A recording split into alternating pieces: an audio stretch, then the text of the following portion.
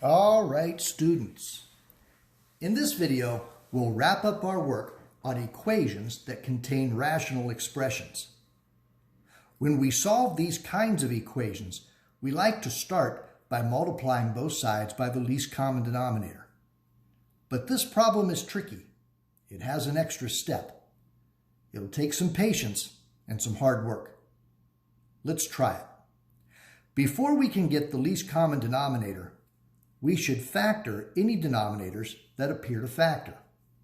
Let's do that first. We'll copy that 1.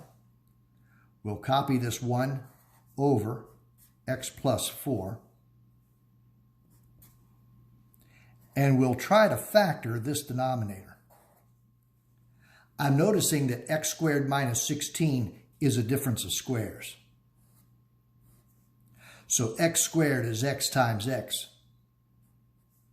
The square root of 16 is 4. 16 is 4 times 4. Make 1 plus, make 1 minus. Now we'll try to find the common denominator and multiply both sides by that common denominator. I notice that this x plus 4 fits perfectly into this denominator. The x plus 4 is contained in there, which means this big denominator can be my common denominator. We'll multiply all the way through the equation by that common denominator, by x plus 4, x minus 4. We'll multiply here by x plus 4 and x minus 4. We'll multiply here by x plus 4 and x minus 4. And here.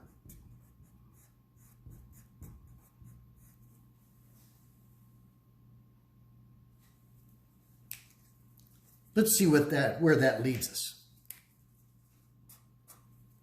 Here, I see an x plus 4 in the bottom and an x plus 4 in the top that perfectly cancel each other. Once those have canceled, I take this 1 and distribute. 1 times x, 1 times negative 4.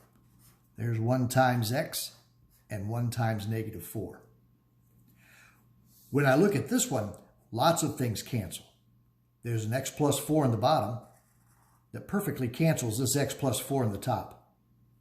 Here's an x minus 4 in the bottom that can cancel this x minus 4 in the top, until the only thing that's left is plus 8. On this side, I have nothing to cancel, so I'll need to multiply this out. That's a FOIL problem. We'll multiply the firsts, x times x, multiply the outers, x times negative 4. When I multiply the inners, I get positive 4 times x. And when I multiply the lasts, that's a positive times a negative, is a negative 16. Let's combine like terms. On this side, negative 4x and positive 4x is 0. So I'll copy the x squared and I'll copy the minus 16. On this side, I can combine negative 4 and positive 8. Copy the x. Negative 4 and positive 8 is positive 4. Now this equation is quadratic, so I should set it equal to 0. Keep the x squared where it's at.